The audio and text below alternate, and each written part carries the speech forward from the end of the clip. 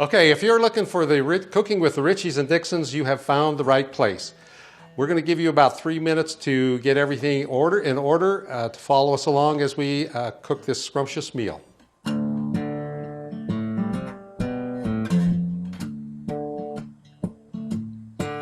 They got a finished victual in 1951, full of my favorite records that I grew up on. They got old Hank and Lefty and B-24, set 'em up, Joe, and play the walking the floor. Well, set 'em up, Joe, and play walking the floor. I'm gonna spend the night like every night before, playing AT, I'm gonna play some more. I gotta have my shot of that old troubadour. I said, set 'em up, Joe, play a walking the floor. Set 'em up, Joe, and play walking the floor.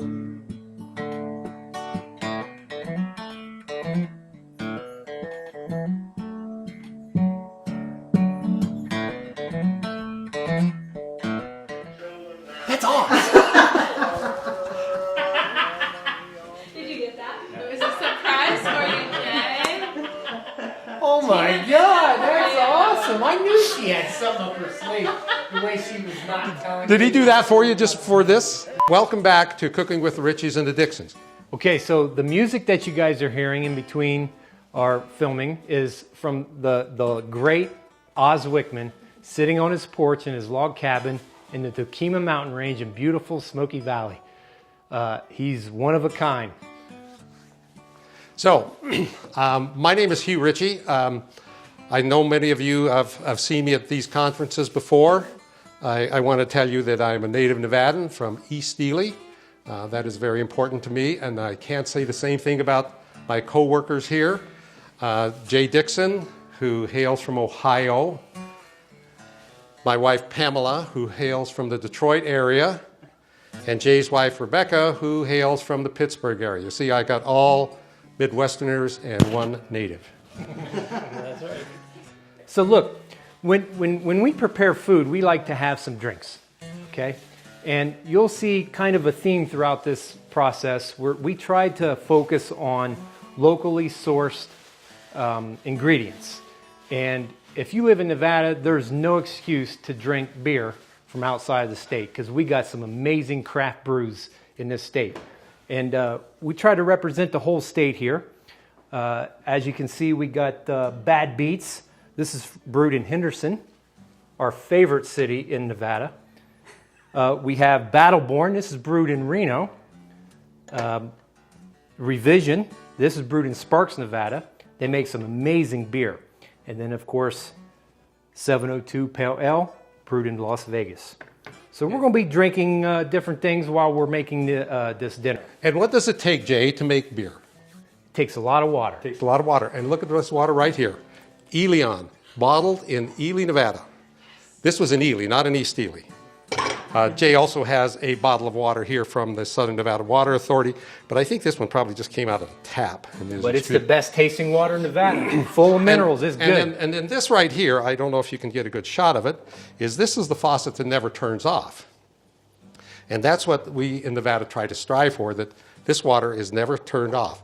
And I want to make sure that the Nevada Water Resource Association knows that the reason for getting together is to get all these people together and ensure that this tap never turns off. So, enough about water and beer and all. What we have here is a cranberry jalapeno pepper jelly, which was from Dayton, Nevada, made by the Misbehavin' Farm company, on top of cream cheese with some crackers. Where's the cheese from, Hugh? Philadelphia. Oh, it's not from Fallon? I thought it was goat cheese from Fallon, but it is not. Go with that. This is Killer Salsa right here from Reno. I don't know where it's made. Somebody said it might be even made in somebody's garage. I don't know, but it is very good salsa. We have some chips here, right here from one of the local grocery stores here in Reno. We're going to make a salad over here on this side. that we will be cutting some of this stuff up with the help of my partner here, Jay. And as we go around, for the main course, we are going to have chicken cordon bleu. It is, I'll have Pamela talk about that. Okay, so we have two visions of the chicken cordon bleu. We are going to do the original chicken cordon bleu with the ham and Swiss cheese, but we also have like a little Italian version. So we're going to have also one that you put fontina and a prosciutto in. So it's basically the same recipe, only you put the two different meats and cheeses in at that time. So, and I'm sure Jay is going to pour us some white wine because we have to have wine while we work. Oh, that's right. So, and in fact, right, the white wine was from? It's from Nevada's finest winery. I can't think of a better reason to pump water in Pahrump Valley than to make this fine wine. Unfortunately, we couldn't get the red wine here in time, but it's on its way. So we're gonna start with some white wine for the ladies. And thank you so much, Tina, for getting these awesome glasses. Look at that. You are so Drink You're local. so- You drink better local. believe we're drinking We're drinking local for sure. Okay, to go along with the chicken cordon bleu, we also have creamy polenta, which Pamela will tell you about when she starts mixing it up and how to do that. And I will add a few anecdotes about my experiences with creamy polenta. And the final course is Rebecca. Yes, for dessert tonight, for a cold January night, we are going to have bourbon balls and local ice cream from Tahoe Creamery. Ooh, but let's talk about where the bourbon's from. This is Nevada's Yes. finest bourbon. It's called Two Bitch. It's brewed in Eureka, Nevada. Eureka Gold. This is good stuff. 92 proof. You can't beat it.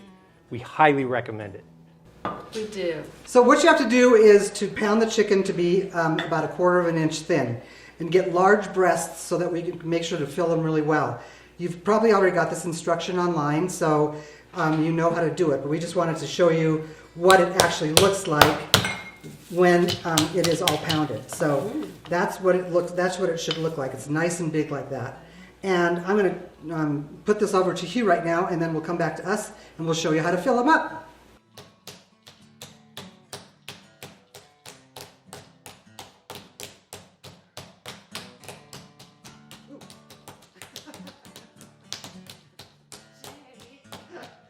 Going to have Jay do here now is julienne carrots. I don't want him to cut his finger, but at this rate here, we may be here more than an hour. But julienne carrots is a very simple thing. You just cut them into this nice little thin strips like this. I also have what I learned this term mise en place, which means everything in its place. So all of the cucumbers, the onions, and the carrots are being cut up. I also throw in some sunflower seeds, and we also have some oil and vinegar, olive oil and vinegar dressing right there. And we just all throw it in the bowl there, and we mix it up. Once we've got all the chicken all pounded, the next thing that you have to do is salt and pepper the inside. So we'll salt and pepper the insides of both of them.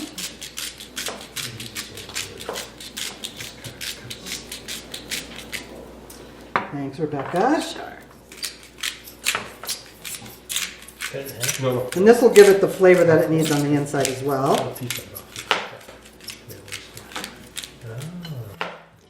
Okay, so we're going to do 2 of them with the cheese and the Swiss cheese and the ham. Which Two is traditionals. 2 traditionals. So we put the cheese on, and it depends on how thinly sliced your ham is. They slice this ham really thin, so we're putting 2 slices of ham in.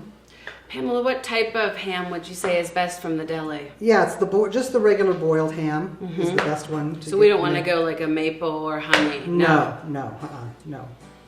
Good question, because I was at a loss the other day when I was shopping trying to find which kind of ham to get for this thing. There's too many choices. Yes, there is. But you don't want to take away from the taste of the chicken. So Now, one thing I would like you to do is after you're finished with all the cooking and everything, and you're sitting down and having a nice, relaxing time after dinner is look up where the geographic center of Nevada is. I have the coordinates here somewhere, if anybody is interested. You can also look online, but be careful which ones you go on to, because the one showed me it was the wrong spot, and I know where the geographic center is. Jay knows where it is, about. It's very close to our friend Oz. And some of the wells that you have worked on. Yeah. Now, Jay, tell them what your business is. Oh, I help ranchers and farmers with water rights. Well, what's the name of your business? Dixon Hydrologic. Oh, hey. That's an unabashed plug for Dixon Hydrologic, but that's okay.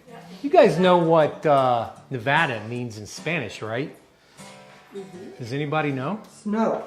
Snow-capped. Snow-capped, that's right. Ooh. Sorry. We'll be back with more Nevada trivia here in a little bit. Well, Jay, what is the Nevada animal? The Nevada state animal? The bighorn sheep?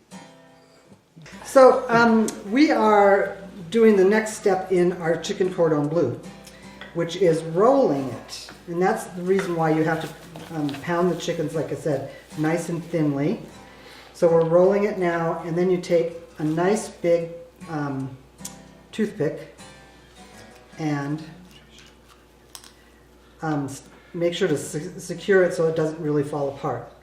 And then you're going to put them, do a little salt and pepper on both sides of these, and we're going to put them in the pan. Before you put them in the pan, however, we want to make sure that you spray the pan with cooking spray so it doesn't stick. And then we'll show you the next step after that. Hugh and Jay, how long is it taking you to make the salad? Still julienning over there? A really good, you could do a 9 by 11, but this really good, nice, heavy baking pan is one of the best ones to use for that. So, and besides, when you get something like this, you just put it on the table and it's a beautiful serving piece. Absolutely. Gorgeous. Now, one thing you noticed that they were doing is to try to keep it a little bit easier to clean up after you, is they pounded the chicken through a piece of saran wrap, and you don't get the pounders dirty, or the cutting board as much as a mess. Well, and it also doesn't bruise the chicken as much, because otherwise the chicken gets very, very bruised. So that Came is out. part of it. What we have here is we bought a sweet and crunchy salad that has both green butter lettuce and red butter lettuce. And this is a 50-50 mix with baby spinach and the spring mix. I have cucumbers here already cut up. Geez, this is just like a cooking show. And I've got some green onions, and really what tops it off I love is sesame seeds. And Jay is done with the carrots now.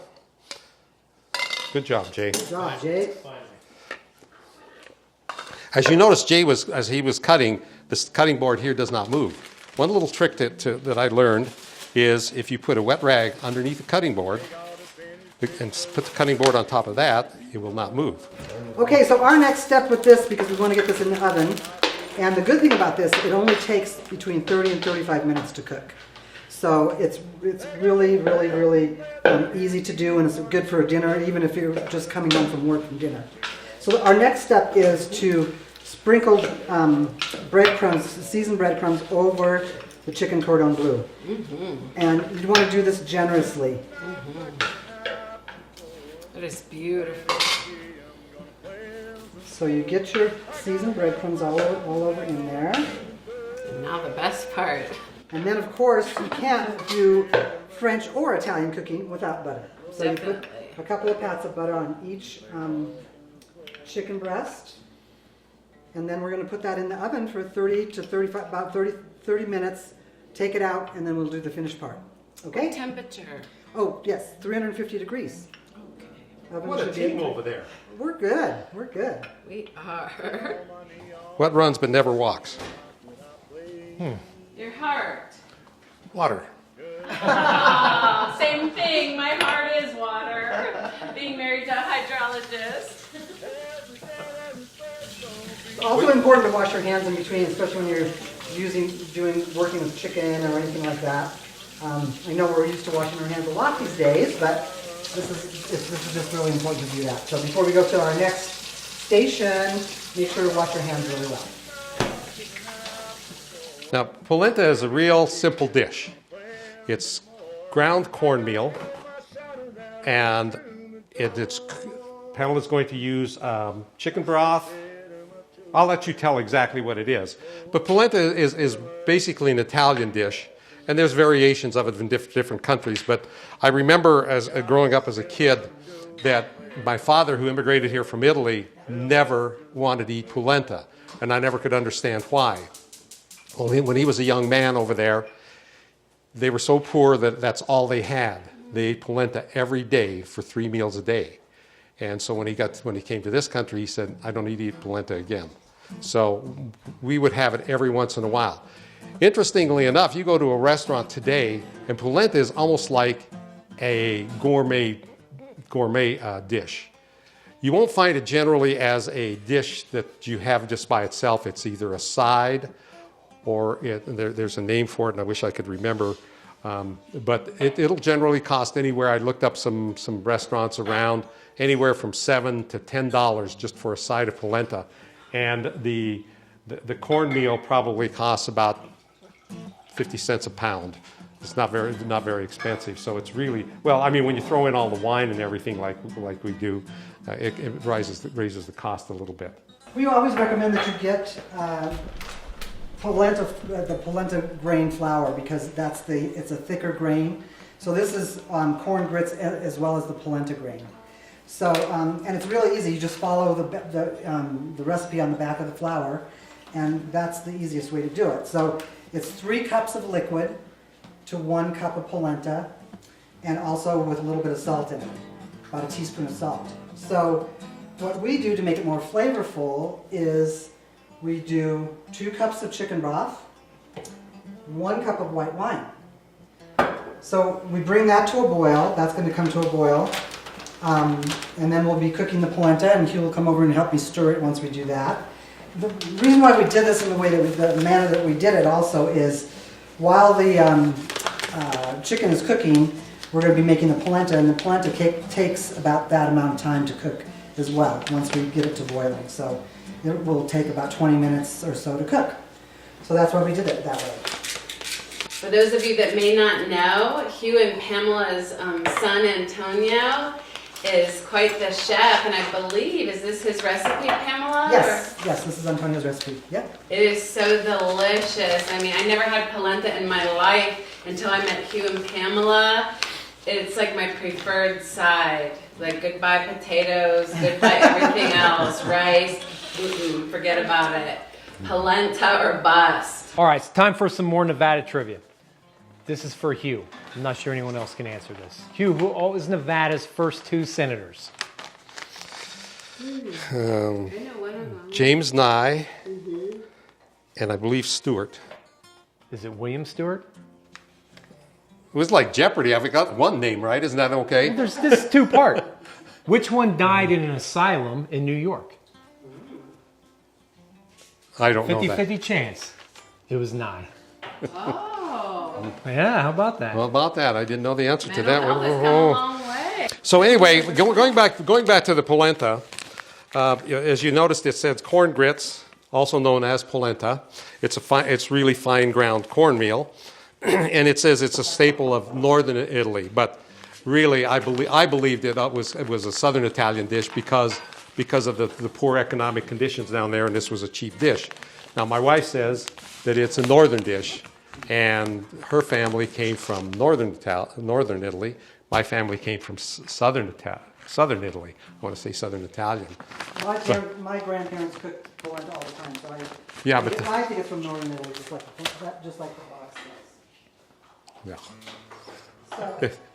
It's just like Jay and I with what is the real university here in the state of Nevada? It is the University of Nevada located in Reno. There is another university with that name that is associated with University of Nevada at Las Vegas. That's right. And, Founded in 1957. It's a big one. And when was the University of Nevada founded? Probably prior to 1900. It was in I can't remember, 1887, 1884. But their money comes from the same place. Well, I don't know. I just want to squash any rumors here. Someone's going to pick up on this, and it's not the case. So we just want to put this to bed right now. Hugh is not trying to send a message here with this water from Ely in a tap to Las Vegas. That is not what he's trying to say here. So don't anybody get any ideas. That is not the message here. What is the message, Jay? It's just a coincidence. This water was used for an Italian convention that I went to in Concord, California a number of years ago. Well, actually, Pamela and I went together. And I was running for an office in this Italian organization. And I thought, well, everybody always gives a little trinket or something when they're running for an office. And so I called this guy who ran the facility there of Elion and asked him if I could buy some water. And so I can't remember, I think I bought 40 cases of water. And I said, well, how can I get it from Ely to Reno? And he says, well, we have a truck that goes from Ely to Elko, then we can ship it from Elko to Reno, and then you have to pick it up. So that went that way. Then I went and picked it up, took it down to Concord, California, and gave everybody there was about 400 delegates to the convention, and I gave everybody a bottle of water. And they put it in a Connex in Concord, California, in the middle of, or at the end of June. It was boiling water, and it was not very good. Yeah, we thought it was going to be a refreshing tidbit for them, and then the polenta is cooking, and it's very yellow. I don't know if I can tip the pan a little bit. It's very yellow, and it should bubble, but it shouldn't bubble really, really a lot. And you do have to keep on stirring it. You pretty much have to keep on stirring it constantly until it thickens and cooks to the end. And like I said, we try to time it about the same time as the chicken's going to come out. Mm-hmm. Okay. Which we're about 24 minutes on the chicken. Does that seem? Yeah. Yeah. What temperature do you cook that? You turn this down to low. It depends on your stove, but on a gas stove it's down to low. And then for the end of Hugh's salad, we make a vinaigrette dressing, and that's I like to use 3 different vinegars, but just to make a simple vinaigrette dressing is 1/4 cup of vinegar to 3/4 cup of oil. So I use a little bit of rice vinegar, balsamic vinegar, and red wine vinegar in my dressing. And then, of course, extra virgin olive oil. And I put just a little bit of Italian seasoning in there. And then you shake it up, and it'll go on the salad. But of course, you don't dress your salad to the very, very end so that your greens will stay nice and fresh. But I wanted to give you that recipe as well for the vinaigrette dressing. Or as the cooking shows called EVOO. Yes. Yes. We get. Nobody wants a soggy salad, so we will wait to dress that. So now we have 22 more minutes. Yes. Jay, what do you have to say? Well, I got another trivia question for you. Oh. So if you live in Hawthorne, you know that you live next to a monster, the monster that lives in Walker Lake. What is that monster's name? Boy, I don't know that. It's Cecil. How about Oh that? my goodness. Wow, I never knew that. The Walker Lake Monster. Well, I think there's something special, though, coming up tomorrow within the organization, right, fellows? Oh, what's that? The board elections. No, the board elections are today. It started today and they end on Thursday. And they end on, the At voting. 1 p.m. on Thursday, so don't forget to vote. And you contact Tina or the office staff by email if email is not received with the ballot. So everything goes back to Tina. If you don't know what to do, call Tina. That's what I do. Don't waste And your then- vote. Make sure to get that in. And then also there's a water wheel prize for tomorrow. The water wheel prize for tomorrow's spin is a beer subscription donated by Donahoe Hydro Geo. Also note that the voting at NWRA is legitimate. It's not rigged, so every vote counts. Make sure you get it in. Is this by mail or oh, it's by email? Or do you get it be by person? That's just, never mind. All right, so we're getting ready for our dessert, and everything else is cooking. Hugh, let's just go back just a little bit. What's the geographical center of Nevada? What is it? Yeah. There's a monument right there where it sits. It is north of a very prominent feature in northern Mother Valley called Diane's Punch Bowl. And if you look on I happened to bring a map. Of course, you happen to bring a Nevada map. What else was a retired Now, believe it or not, engineer bring? believe it or not, this is a map. This is a map from when Jim Givens was the governor of Nevada. And you see it's very well weathered and everything.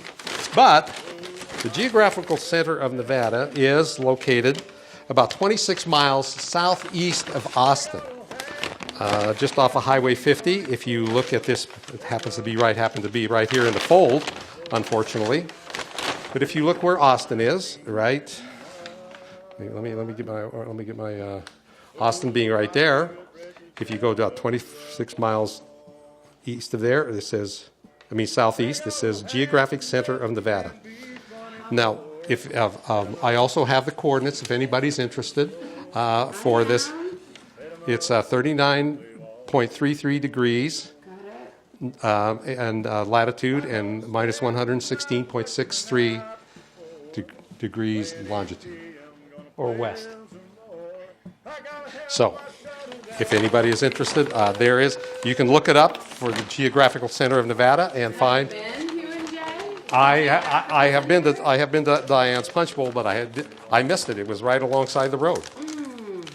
Now I hope not many people go out there because they also recommend that you carry an extra can of gas just in case. I wonder why. Or you need to know odds. Because he only lives Well, 20 I miles heard away. that the water in there would kill you. Is that true? If you go in there, you'll get boiled to death? If you fall in. In the Diane's Punch Bowl? Right, Jay? I think it's 200 degrees. Yes. I think it's about 200 degrees. Yeah, you'll be in trouble. You ever been to Diane's Punch Bowl? Anybody been to have you been to Diane's Punch Bowl? Our director over here, Tina. Every time that we've driven together, though, for an event, you have told me that you know where the geographical center of Nevada is. Every time. But we're never near it. We're never close by it. It just comes up. The danger lurks, though, at Diane's Punch Bowl. I do remember one of the most interesting trips that I ever took was with a USGS. I believe he was the chief at the time, Mike Strobel. And we drove across Highway 50, and I learned more about Nevada geology in that one trip than I think I knew for the entire life. And he was really a good guy. And I can't even remember what we were going over to Ely for. I mean, everything goes back to Ely with me. So yeah, because That's Hugh's geographical center of Yeah. the world. well, Yes. it's the nerve center. I did a presentation at the Fallon Naval Air Station one time, and I had a map of Nevada, because I love maps, and I had this big star right on Ely, and I asked anybody if they knew what that was, and somebody said, "Well, yeah, it's a star above Ely," and I go, "No, it is the center of the universe," and because Did they believe you? no. Okay, so real quick, can I ask a quick question? Had nothing to do with water. What about your aprons? Oh yeah. What about our aprons, Tina? I'm trying to get glimpses of you turn around. What about our aprons? See this one? This says Jay? Mr. Right and Mrs. Always Right. Right. And Jay is the boss and the real boss. Right. There And you go. Oh, those are awesome. Thank What? Anything you need to know. For all- That's the real boss. Thank all of you for putting. I would like to know for all of you married couples out there, who is really the boss in your house? Because I know who the boss is in my house. And the one thing I can never say is that I was right. Yeah, right. We've got Mrs. always Always right. right. Yeah, yeah. Hey, how about Rebecca starting to make her dessert? I think that sounds It great. only takes a few minutes. All but right, let's get out the 2-bitch. Yeah. Let's get out the 2-bitch. If I could have the 2-bitch. We decided on a no-bake dessert. I don't know about any of you ladies or guys watching this. I'm not a huge fan of being in the kitchen for a long time on my feet. So we decided to do just a very classic no-bake bourbon ball. Who doesn't love a bourbon ball? And what this recipe calls for, and pardon we did a little of this ahead just for time's sake. There is 1 cup, and I know you have the recipe available to you. There's a cup of finely ground Nilla wafers, just the good old Nabisco Nilla wafers, and I did that in a mini food processor. If you don't have one, you could put all the Nilla wafers like in a gallon Ziploc bag and do a rolling pin, but I have a mini food processor. It did the job very quickly. And then 1 cup of pecans, also finely ground up in your food processor. So right now in this bowl, I've got a cup of my Nilla wafers, a cup of my finely ground pecans. Next, I'm going to add 1 cup powdered sugar. And I'm just going to sort of combine that. Makes a nice little, just dry, dusty, beautiful coating. And then... Yeah, you'd never think with that they'd all come together in a ball, right? Right. Looking at this, you're wondering what's going to happen here. It's that bourbon. Add the bourbon, baby. It's that 2-bitch bourbon from Eureka, good old Eureka. You may or may not know this, but for 3 years, Jay's career took him to Round Mountain, Nevada. So me and my 2 daughters followed. Actually ended up being a really treasured experience to live in Round Mountain, Nevada.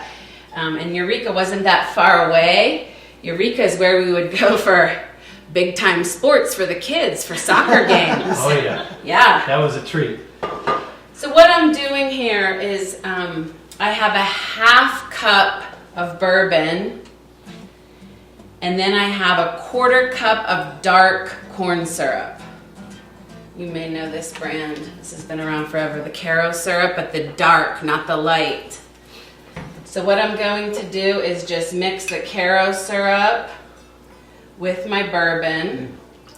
Doesn't have to be 2-bitch. It can be Very any viscous. bourbon you like. We recommend 2-bitch. Remember, we're doing Nevada products here, so that's... Did you drive there to get it, or did you order it online? Yes, Jay, what did you do? I drove to Total Wine to get it, but I could have picked it up on my way back from Bald Mountain. And I'm just going to kind of incorporate that dark corn syrup and that bourbon. You can use a whisk or a fork, but we want to get that really just incorporated nicely. And then you'll add the wet ingredients to the dry. Remember, this is your powdered sugar, your ground up pecans, your ground up Nilla wafers. You're gonna go like so. Just get that all mixed up.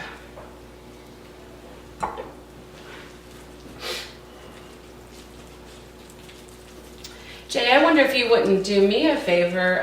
We wanted to show you, for time's sake, I made a batch ahead of time, and I just wanted you to see what those looked like completed. They're in a 9x13, not the small plastic thing, the larger glass one. Now, I don't want you to fret if this seems very wet, like you're wondering how in the world would I roll that into a ball. This happened to me the first time too. All you need to do just to thicken this up, I might add just a little more powdered sugar, like so.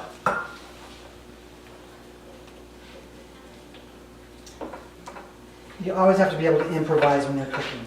right? Isn't that the truth, Pamela? And when we're where we are in our altitude and everything like that, Yeah. it really depends. So you just kind of play it by ear, right? Yes. Yeah, that was the the cranberry jalapeno pepper jelly from Dayton on top of the goat. Jay said, I should say it's goat cheese from Fallon, but it is not really goat cheese. It's Philadelphia cream cheese. That is from the other side of the state from where Rebecca grew up.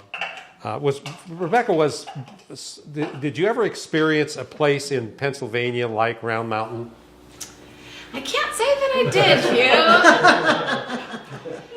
I'm pretty sure Pittsburgh and all of its suburbs are nothing like my 3 years in Round Mountain. Then also, I just mentioned this briefly, was Killer Salsa made right here in Reno. We have that, and then these big chips right here came from a local grocery store here where they used to make the tortillas right here. What they do is they have the tortillas from Sacramento, made in Sacramento and shipped up here, and then they fry them and cut them up. It was always an interesting thing to watch them make these things, and these chips are really thick, and they are really good. But they're so thick that you need to have something wet with them, salsa or beer, one of the two. Let's see you take a sip. Take a taste. And this Killer is salsa hot? Is that what it's called? Killer salsa? well, no, there's various brands. This is a garlic. Just a garlic. Ooh, better eat it over there because these chips all break up. This is not. See, you have to do that on a cooking show. That tastes really good. That is good. Jay, you want to take the taste the cranberry jalapeno? Well, unfortunately, Hugh, Oh, that's right. I'm 2 weeks removed from COVID and I can't taste a damn thing. Well, I guess that's going to have to be. You want to try it, Pamela? I'm stirring the polenta. That's your job. And then, I've never had this before. I'm sure that there's plenty of places around, both here in Reno area and the Las Vegas area, where you can buy local products. well, and the good thing about what we were trying to do too for your night, even though you have an appetizer and a salad and a side and the chicken, what we were really trying to do is make it simple. So that's why we made these two appetizers that are really very simple. And Rebecca got some really fancy crackers that go well with that. So, We love simple, don't we, Pamela? all the way. And then one thing you notice, there's not a whole lot of mess to clean up. That's really There's really one cutting board here, cutting board there, the polenta pan, the pan with the chicken in, and the one that Rebecca's doing, and that's it. So this is really good. It's just got a little bit of a bite to it from the jalapenos, but it's really, really very tasty. So I'm sure you'll enjoy that.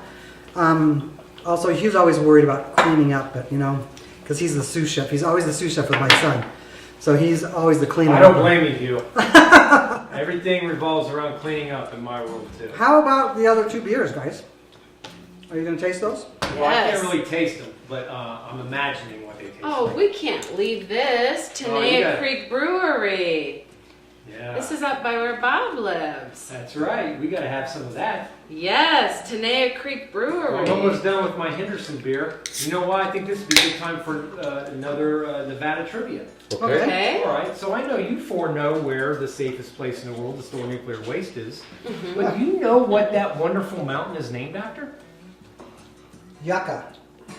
The yucca yucca plant. plant. That's right. Very good. Yes. I think it's like aloe, but better. I don't know if anything comes out of the yucca plant. I think it does. Money.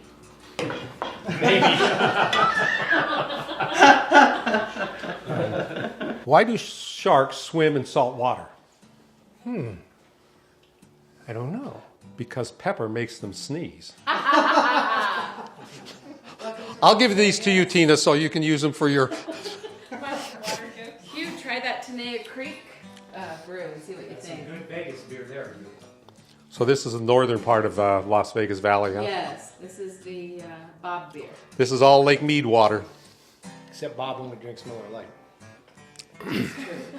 Ooh, this is different. I'm not a beer drinker.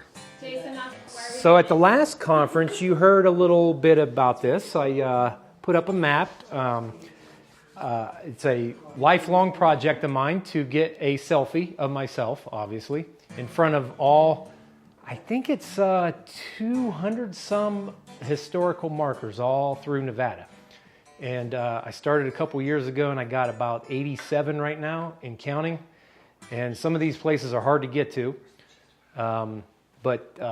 So we're going to be incorporating that into this event here, and you'll get to see where it's kind of Tina's turned it into a game, where you see all the red stars, the 87 or so places that I've been to, and you'll get to guess where they are.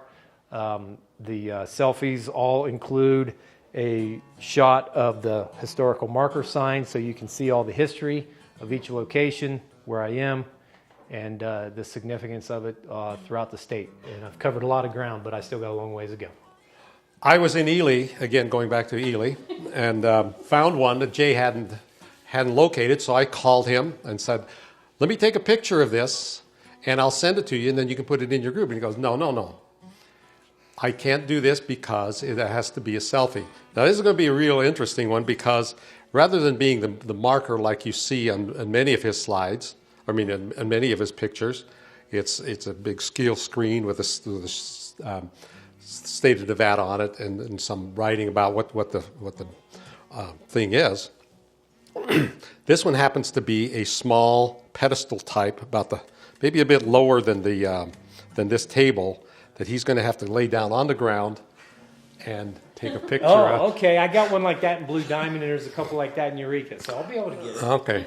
But he wouldn't let me take that picture. I did take a picture, send it to him to show what it's like. Count. And it doesn't count. It doesn't count in his thing. So. No way. Yeah. That must mean our cordon bleu is ready. Look at that. Oh, that's gorgeous. I'm so sorry. Okay. Okay, so on the final stage, like I said, on the final stage of the cordon bleus, we will be putting more cheese on top. So Becca's got the cheeses to put on top, and then we'll finish off the polenta within the 5 minutes. So you put them back into the oven after we get the cheeses on top, and for about 5 minutes. So let's get the Swiss. Pardon me. I've got the fontina. So you might, to make it long, so it fits a good, on the whole piece of chicken, just fold it in half like that. That's gonna melt beautifully. Now, you do remember which ones were the Italian cordon bleu and which ones were the traditional. You can Yes. really tell. And should we You don't put want to that back definitely in mix for up the another cheese. two? Yep, then that goes in for 5 minutes, and then while we're putting that in for the 5 minutes, we'll finish off to make the actual creamy polenta. Yes. And Hugh will talk about the bread. Well, yes, this is bread that we got from Truckee Sourdough Company. It is from Truckee, California, but it's close enough to Nevada that we consider it to be local, even though it's in California, unfortunately. But Yeah. So the finishing touch to the creamy polenta, of course it's called creamy polenta, is a half a cup of Parmesan cheese. Make sure it's Parmigiano. You put that in there. And also, this is really, really, really healthy, remember. A half a cup of whipping cream. Heavy whipping cream. And you put that in there. Thank you, Antonio, for this Yes. recipe. Is that keto compliant? Keto compliant. it's non-gluten also. Man, this is perfect. And then 2 tablespoons of Italian seasoning. Of course, cooking with the Ricci's. Gotta have Italian seasoning. So apparently the only thing that's gluten in this whole meal is this, right? And maybe the crackers. Right. Yeah, the chips, yeah. If those are corn chips, Yeah. Oh, no maybe not. gluten. Huh? Good Yeah. call, Hugh. Beer. That's why he's your Beer. professional Beer. mentor. Beer. So this, you just combine this all until it gets all nice, and again creamy, and you'll see how the herbs combine in there. Shall we tip it up just a little Oh, to sure. show Pamela? Sure. Look at that. Wow. That is as close as you'll get to heaven. I love that triple vinegar vinaigrette, Yes, Pamela. yes. I It's love really, the and it's really easy to do, but it gives all those different yes, the touches, combo of the 3 types of a vinegar. touch of sweetness and a touch of that really good wine vinegar too. So I love that. Look at It's too bad you can't smell this over the internet because it really does smell very good, this dressing. it's beautiful. I'll take your word for it. It's perfect time for some more trivia. Okay, And it's water trivia. okay. While you're doing some water trivia, I'm ready now. I've got this nice thick batter with my Nilla wafers and my powdered sugar and my ground up pecans. I will start rolling. Just take a small, about walnut size. When you think of a whole walnut still in its shell, that's about the size you're aiming for.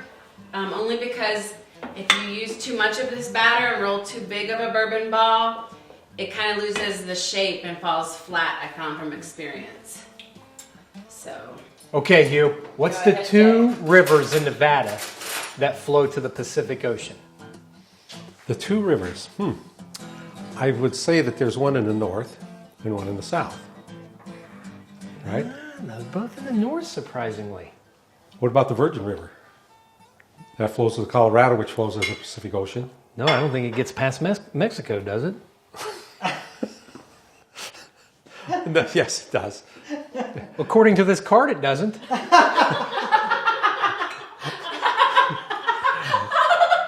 do you believe everything you read on the internet, Jay? No, this is printed. Well, the Oahe. Yeah, that's must one. be true. That's one. You'll never guess the other one. Wait, what was the first one? The Bruno. Oahe. Oahe and the Bruno. No, Jarbidge. Okay, I guess that flows Which into- is going to be one of my toughest historical markers because I have no reason to be up there. It's going to be a fun Well, trip. I'll tell you though. one thing that isn't tough, Jay, and it's making these bourbon balls. Okay, so one thing I love about this dessert is the fact that it is no bake. So I just take my batter, my pecans, Nilla wafers, powdered sugar, just almost like you're rolling a meatball. But these are better because they're bourbon. And one important thing I don't want to forget to tell everyone is you will want to chill these ideally overnight. If you're doing this all tonight at home, give it at least an hour chilled. But the longer that you let the bourbon balls chill in your refrigerator, that flavor just sets in, and they are just delectable. So the timer went off for the chicken cordon bleu with the very last part of the cheese melting on it. So Hugh's going to get that out for us. Look at that. Kind of show that, Hugo. Cooking with the Ricci's. And the Dixons. Woo! So another great thing about this is if you do make both of them, which is the classic chicken cordon bleu and the Italian style cordon bleu, when you cut it, one person can have a half of each. So, oh yeah, one thing I forgot. Don't forget to take out the toothpick. Because it might be a little bit hard to cut through. Why is it so hard to cut through? I'll take that off your hands. Thank you. What temperature should we try and get those to internally? Is it about 165? About 165 is what they said. Okay. Yes. Just give me a little plate, Hugo, or Sure. Becca. Look at that. Is that the traditional? This is the traditional. There's your ham and Swiss. This is the ham and Swiss, and here's the rest of that. Oh, is that beautiful? Do you want another plate for the Italian? And then, probably taking out the toothpick before I put the cheese on top, because it's a lot easier to locate. Yes. Good thinking. You can tell we're professional chefs because we do this. all We the time. are. Everything's perfect in hindsight. So again, and this will be a little bit more pink Look because at of that. the prosciutto in there. So Right. yeah. Don't be alarmed thinking it's undercooked on that one. no, You're- because good we point. really tested it, and if you cook that breast too much, it really gets dry. So Yes. it's really important to do 35 minutes max. Yep, that's right. Prosciutto, don't be afraid of the price that you find.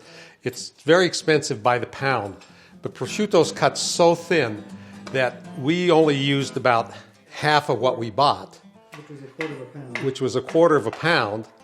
And that quarter of a pound did cost $5, but we still have over half of what we bought left, because it is. And I believe you put two pieces in each one, and that's plenty because you roll it up, and so it's.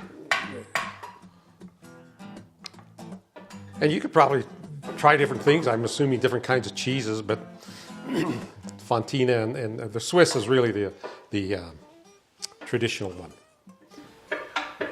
Then also, they recommend, if you really want to go fancy, is put white wine in it while you're cooking it, and then you make a sauce out of the bottom part. But we're not doing that. Here is this creamy polenta. Look at that. Hugh and Pamela's son Antonio, his recipe. Oh, so creamy and thick with those Italian herbs and spices. And one more thing that we have to go with the bourbon balls is a local ice cream, Tahoe Creamery. The J.P. Pinocchio here in town bought Tahoe Creamery, and he sells it out of his store. And he has, I believe, 8 different flavors. The one we chose was Chimney Beach Chocolate and Brownie. He has some interesting names for them. Very interesting names. A lot of thought went into that. Yeah. See, we got a nice chocolate color to go with Oh, that's gorgeous. The white bourbon ball. And white we'll put it bourbon right balls. in that dish and just- show. And again, so Muscles, Hugo, muscles. Well, simple, so this, simple. Nothing was baked for this. No meringue was falling. No Right. pie crust was burning. We've got local Tahoe Creamery ice cream and some nice no-bake bourbon balls. We'll just put that right on top. Yeah. 1 or 2 of those to kind of garnish it, or 3. And look at that. Look at that, how pretty What that an little thing ending is. to the meal. Gosh, love that. Right there in front of the dessert. Sounds great. So now all we have to do is eat. Everybody, thank you so much for spending your night with us in your home. Everybody at home who's spending their night with us, We thank appreciate you for tuning it. in. And I hope everybody enjoys a great meal you just cooked at home. Yep. Cheers. Cheers. Cheers! Salute. And don't forget the board elections today, voting today, and the Water Wheel Prize tomorrow. Cheers to NWRA! Yay. Cheers! Cheers. Cheers, Hugh. Thank you, guys. Set 'em up, Joe, and play walking the floor. I'm gonna spend the night like every night before. Playing AT, I'm gonna play them some more. I gotta have my shot of that old troubadour. I said, set 'em up, Joe, play a walk on the floor. Set 'em up, Joe, and play walk on the floor.